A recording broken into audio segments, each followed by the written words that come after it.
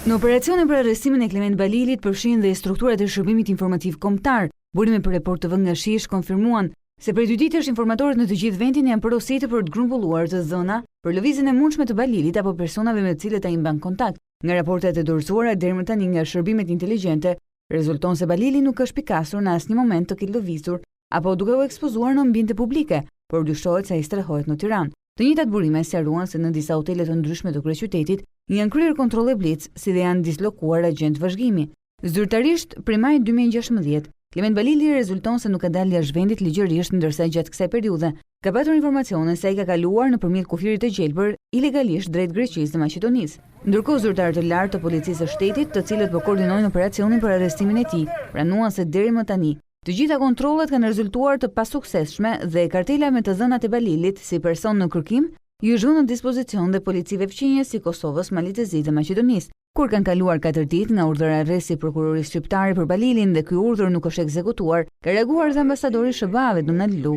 duke cilësuar qenin e lirë të Balilit si një dështim të plotë të policisë, prokurorisë dhe drejtësisë shqiptare.